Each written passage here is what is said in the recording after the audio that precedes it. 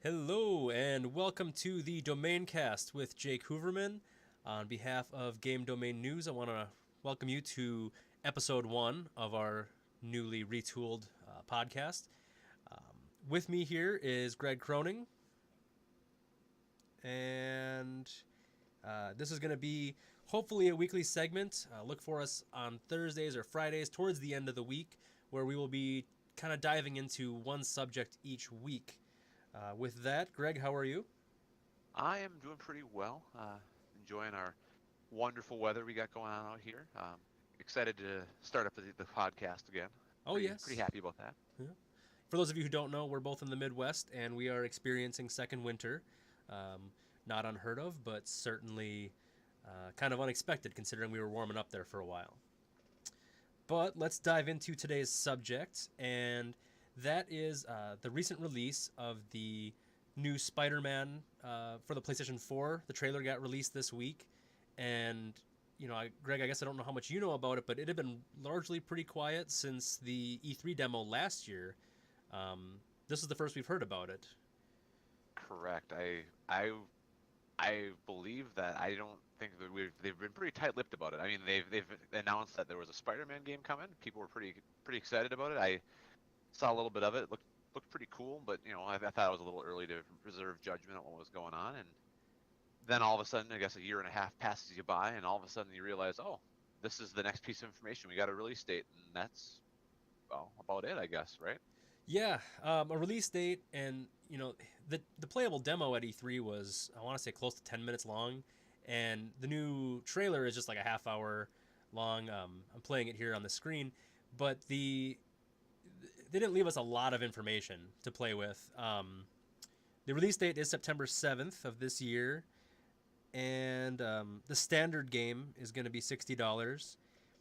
They do, in the trailer, they do talk about if you pre-order, you get an extra set of Spidey suits. One's been revealed and it's kind of featured in the trailer. It's a punk-style outfit with kind of mohawk spikes on top of his head and a denim vest and sneakers. Um, One's going to be revealed soon, but they didn't say exactly when. And then they did say that one's coming up in July. Also, towards the end of the trailer, they announced the collector's edition for $150. So for $90, you get three extra post-launch story chapters. You get a Spider-Man statue, which hasn't been unveiled, I guess, yet. Um, a mini art book. There's you get a PlayStation 4 Superman theme and a white spider sticker, which, maybe the statue's worth more than the white spider sticker. I'm assuming the $90 isn't the same for all of the features.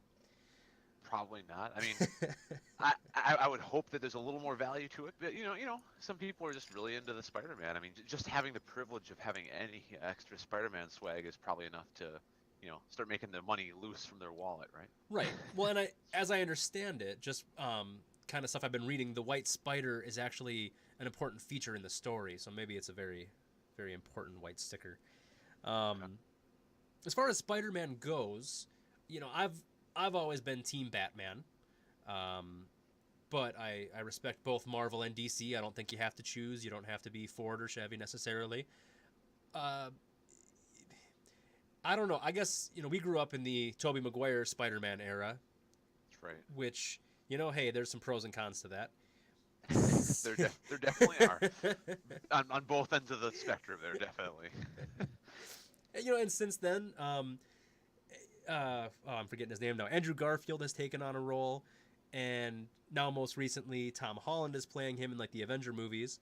Um, I think Spider-Man is one of the more interesting superheroes in that he's not an adult; he's a teenager, um, and he's trying to figure out how to be a teenager without having his parents, and he's trying to be a superhero without having a mentor. Um, you know, there's a lot of unique opportunities, but I guess I'll take your opinion on this too. So many games and movies kind of seem to get Spider-Man wrong, or they don't quite use him to his fullest potential. It seems like the Avenger movies are maybe kind of getting that balance right of quirky teenager and superhero. What are your thoughts on Spider-Man as a hero, as a franchise, all that? Um, well, I don't know. I guess I had a soft spot in my heart. You said you touched on like the original Spider-Man, well, the most recent Spider-Man, I guess, movie adaptations, the original ones with the trilogy. Oh God.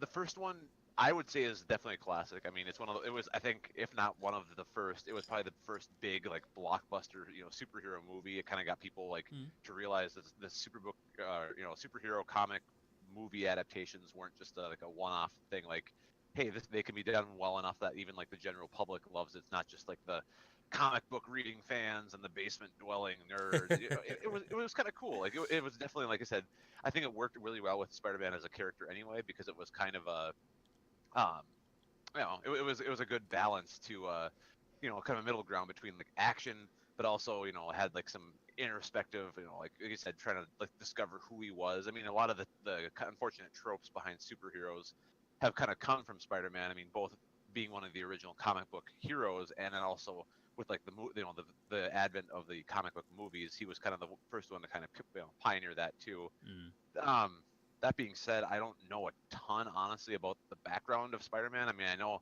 like I said, I know some of the general ideas of it. Like I said, he is kind of a cool mix. He's not like your like grizzled like hero from a trying time. I mean, he's your average guy who ended up stumbling upon extraordinary powers, and had to what's this phrase, like the with great power comes great responsibility or whatever. I think Mm-hmm. that's a Spider-Man quote. I Yeah. don't know. Well, I mean, Watch as I it get like 1,000 angry emails saying like, how could you get that wrong? It's from Superman. Come well on. it But might have come from like the ancient Greeks too, but I'm pretty sure he learns it from his Uncle Ben. right. Yeah. I mean, No, I don't know. Spider-Man's like I said, it's cool, but yeah. I never been the biggest fan.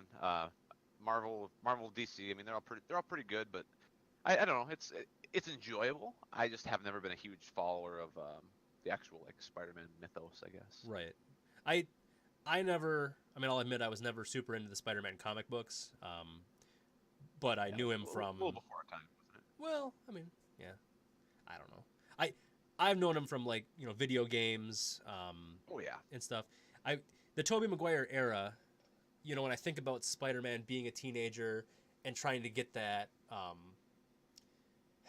time of his life accurately, I think back to the Tobey Maguire movie where he like wakes up after going into a coma and all of a sudden his body changes, and he like wakes up and like the first thing he does is flex in the mirror because he's like really excited to talk to girls now. Well, one redheaded girl in particular, but like, That's right. and then the scenes where he's trying to figure out how to use his webs and everything. And I mean, I think there's certain innuendo to be explored there, not on this podcast, but Right, right. I think the character has a lot of opportunity, and sometimes they get it right, sometimes they don't.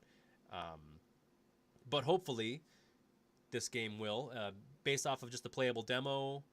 There's not a lot to go off of in the trailer, but the demo from last year, it looks like they kind of work in a little bit of the comedy. He's a kind of a I don't want to say quirky, it gets overused, but he's got kind of zippy one-liners, but he's still a kid. It's kind of a cocky attitude. Like he's confident in his ability, but at the same time he's like he's kind of like a young gun, like not playing by the rules, I guess, right? Like he's a little not afraid to kind of be like, hey, I'm gonna, even though I'm a good guy, I'm gonna kind of give you a little bit of sass about what I'm doing or whatever. Right, right. He's not Batman. He's not Wolverine. I mean, his closest comparison would be Iron Man, but That or like Deadpool or something. oh yeah, or Deadpool. I mean, less crass. He's a Yeah, he's a slightly more PG version of Deadpool, but I think I don't know. Again, not that I'm a huge Marvel fanatic, but I think there's always been some kind of like ongoing jokes in like I think some of the comic series, like drawing parallels between like Spider-Man and Deadpool, and I think neither character particularly likes the lines being drawn, but I think there's a reason for it. So there's a sliding scale of maturity there. Yeah. correct. All right. Well, we talked a little bit about the physical release details or release deets. I'm gonna start that as my segment. But there are some features. It was Game Informer. Game Informer did a 10-minute kind of rapid fire interview with the creative director of the game, Brian Intihar. Forgive me if I've butchered his name, but it's a great interview. You should all look it up. It's actually pretty entertaining. It's hard to believe that a 10-minute interview is we all have pretty short attention spans, but it was enjoyable. I watched every minute of it. So I kind of highlighted a few features that they did confirm, or at least strongly hint at in the interview. And Greg, I thought I would give you sets of 3 features, and you can pick which one would make you want to buy the game the most. And I'll probably weigh in on a couple of these too, because I have some thoughts. But let's get started here. Okay, round 1. The game is going to be an open world game. It's confirmed that there are no microtransactions, and when given the option between Tobey Maguire, Andrew Garfield, and Tom Holland, as in terms of which Spider-Man they are portraying in this game, they picked Tom Holland, which is the Spider-Man of the Avengers movies. So, open world game, no microtransactions, and it's Tom Holland's Spider-Man. Which makes you want to buy the game the most? God, it's sad that this is even really a selling point for me, but the no microtransactions part. I mean, I'm not gonna lie, I'm getting a little burned out on the open world. I enjoy games that have a lot of like replay value and a lot of content, a lot of meat on their bones. But as I get less free time to spend on my most favorite of hobbies, playing games, I'm also realizing that I prefer more kind of to the point games. Like at this point in my life, I would say I would prefer a good like 10 to 20 hour game that like doesn't try to like waste your time, doesn't try to like pad it out. So my fear is open world, they might try to, make you play, oh, you can put in 30 hours, 50 hours into the game, but the fact that they aren't going to be adding microtransactions makes me also believe that they are going to not pad it out. I mean, a big trend with modern open world games is they've been trying to put a lot of the stuff behind, like, oh, you can go do all these little boring missions where you deliver, like, go save the neighbor's cat from a tree. Or you can pay $5 and get all the bonuses from saving all the cats in the city without having to spend the time. And it's like, so you're saying my time is wasted unless I pay $5 to skip the game? Like, at this point, why am I even playing your game? Right. To me, a good game is a game where you wouldn't want to miss anything. Oh yeah, and there's been several. I mean, again, no, we're keeping this to Spider-Man, but even other comic book hero games like Infamous, which is another open world.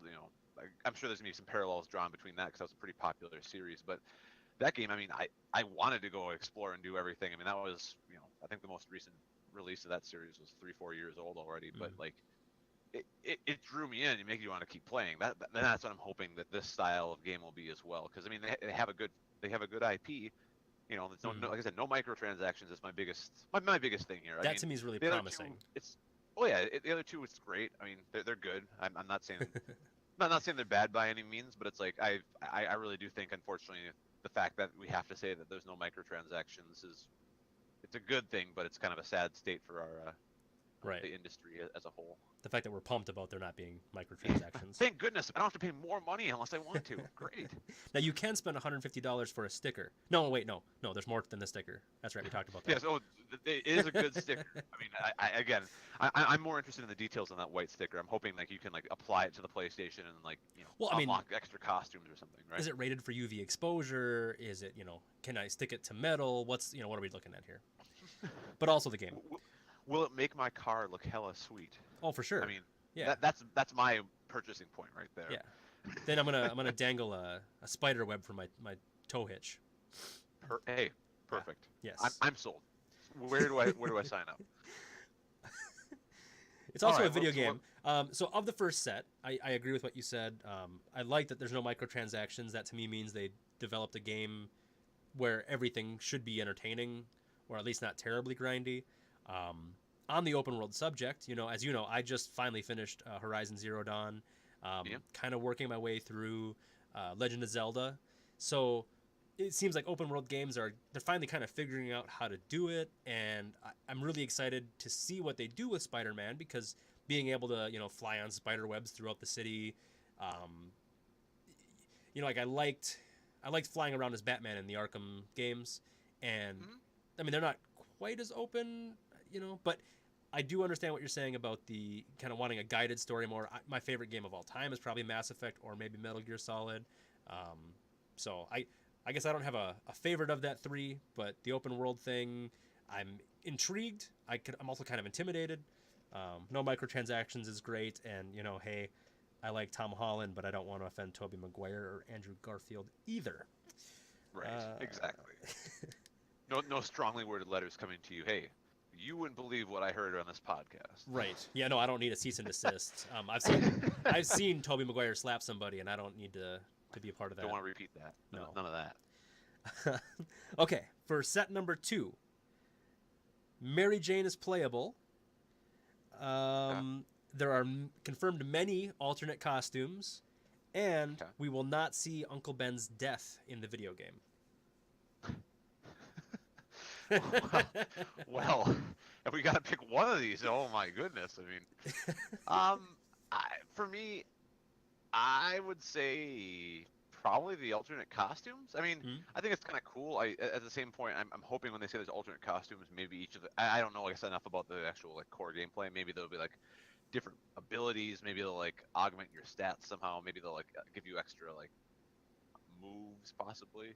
I mean, again, it's kind of cool to like pick your own style. To me, I mean, unless there's really a core reason for it. I mean, you can play the game. I mean, Spider-Man is Spider-Man. Maybe this is for the bigger fans that you can play as like Spider-Man from the Amazing Spider-Man and Spider-Man from like the other like the 15 other spin-offs that they've had. I mean, I know there's different there's been different Spider-Man characters over the years. They are they may have the same like overall story and they have the same like powers roughly, but they are like different people. They have like different backgrounds. I mean, they've done a couple of reboots on just the comic book, so I'd say I'm more excited about that. The Mary Jane's playable character, I mean, great, I guess.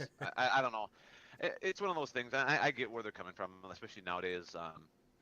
Feminism being a very hot topic in society in general. It's great that they're getting more exposure for for a lot of women and for other gamers who are also women while they're playing games. I think there really should be more representation. Unfortunately, I don't really know if comic books, the very traditionally non-feminist movements, don't know if that's really the first place I'm going to start looking for my my social justice to be balanced. I mean, when I think of Spider-Man, it's a pretty stereotypical story of man saving woman who's powerless. Right. I don't know. It could be cool. I'm just hoping it has something to make it worthwhile in gameplay. I mean, from all I know about Mary Jane, she's the average person, unless something changed in the Spider-Man universe that I'm not aware of. She's not she doesn't have superpowers. She didn't really have any she wasn't like a sidekick that was like helping Spider-Man out as far as I know. I mean, maybe I could be pleasantly proven wrong. I'd love to see she's like helping out and kicking butt on the side, right in the next to Spider-Man and assisting or helping with reconnaissance or something. I don't know. They could do some cool ideas. I just don't really know enough to get excited about it, I suppose. Yeah.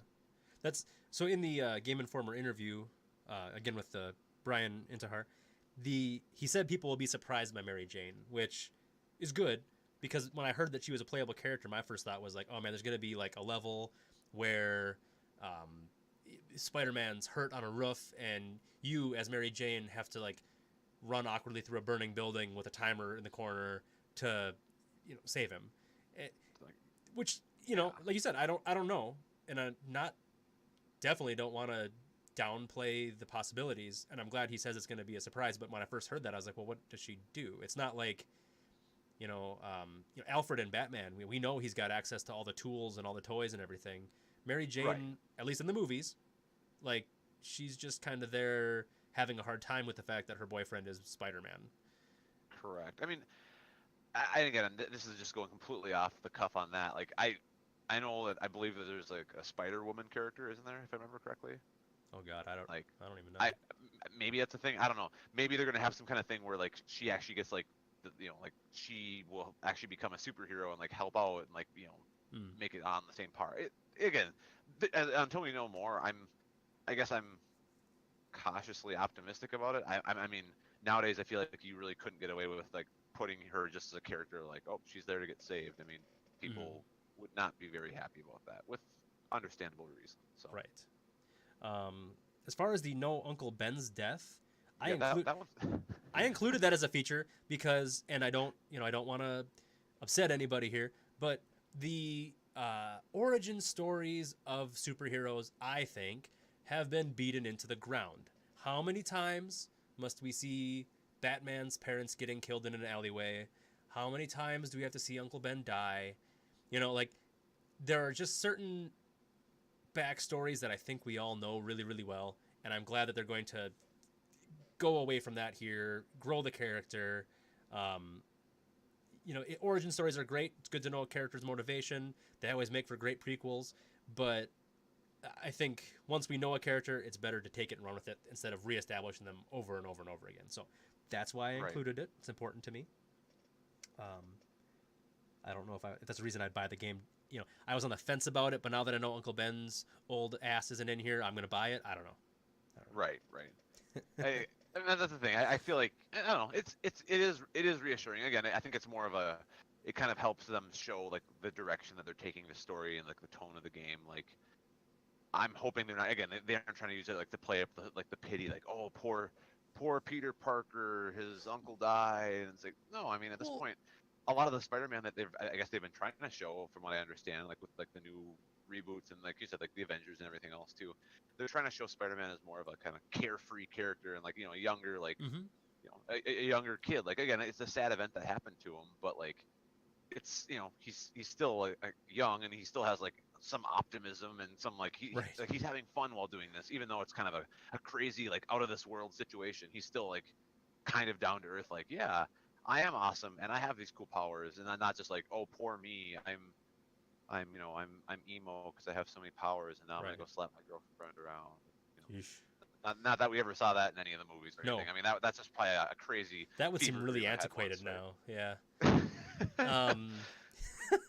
No, I think you're right. You look at again, Batman, Wolverine, these grizzled guys who've seen it all.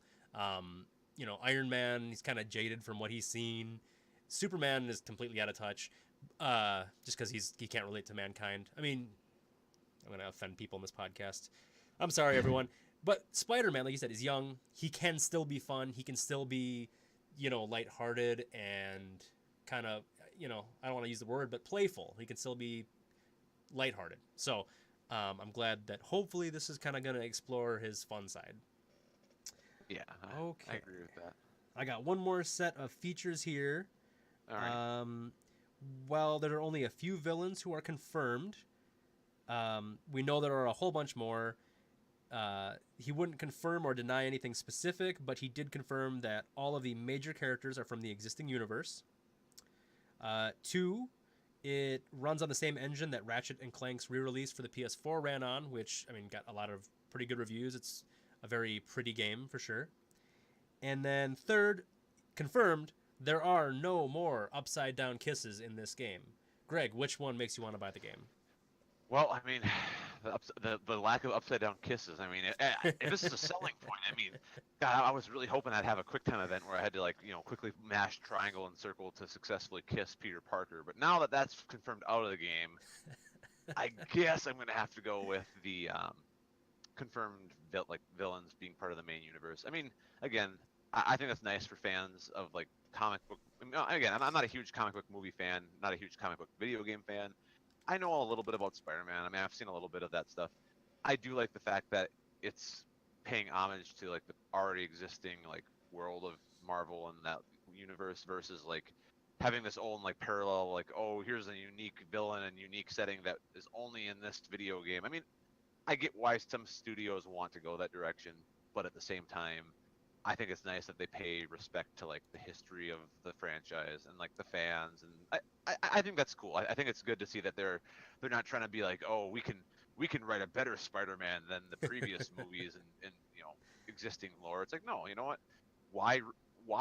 Not everyone has to reinvent the wheel. You know what? You can put your own take on it, but like you don't need to try to build something from the ground up when you're already doing a Spider-Man game. I mean, you already have the framework. Focus on like the features and how to make the game fun and exciting to play. You Right. really don't need to make like the story like earth shattering at this point. I mean, you're probably going to help save some bad situation from the city or even the world potentially, and you'll use your powers and probably have to struggle a bit while you're gaining control of those things. And I mean, the rest I think for me it's going to be more about what the gameplay is going to have than really what the story is going to be. For sure. Yeah, and that's I like the way you said it. Like these comic book games and movies have such like an incredible depth of lore. Like, you know, the Harry Potter movies are good because there's a really established series of books behind them. You know, Star Wars for the longest time had its expanded universe, so all the books were great and they all tied together. When you come into these comic book movies, you've got a years and years. I mean, I forget how old Batman is. I want to say is like the 1960s or Batman. Jeez, Spider-Man. Spider-Man, I think, came out in the 1960s. I don't quote me on that, and I'm sure. Hey, correct me in the comments. But you got 50 years of background information and heroes and villains and allies and storylines. As a game development company, I hope they take what's unique about Spider-Man and hammer that into a really, really fun game. And they don't need to make a new shiny villain, I don't think. So I'm excited to hear that they're going to run with the lore they have. But that's most of what I have. I realize I kind of missed a few things, everybody. The publisher or the developer is Insomniac Games. They are famous for Ratchet and Clank, obviously. Follow them on Twitter at Insomniac Games. That's where the background I'm showing now. They link to it on Sony. You can get some background, wallpapers, that kind of stuff. They have lots of information coming out about the game. Game Informer's been doing a ton of stuff, researching it. So if you're looking for more information, like if this is the game you've really been waiting for, check them out after you listen to all of our fine videos, of course. Otherwise, Greg, I want to thank you for being here and helping me work through this big news release and Absolutely, process my it. pleasure. Thank you. Everybody else, again, this is the inaugural video for the Domaincast on Game Domain News. Please like and subscribe. Hit me up in the comments if there's anything, any feedback you have. Just as long as it's not, less Jake, because that would be kind of detrimental to my role with the podcast. But it's the first episode, so we have lots of, lots of space to explore. If there's a certain genre you guys want me to break down, if there's any franchises you want me to cover more of, let me know. We do have several more podcasts and weekly shows in the works coming soon. So stay tuned to both Game Domain and Game Domain News. For Greg, this is Jake. Thank you very much. Have a great day.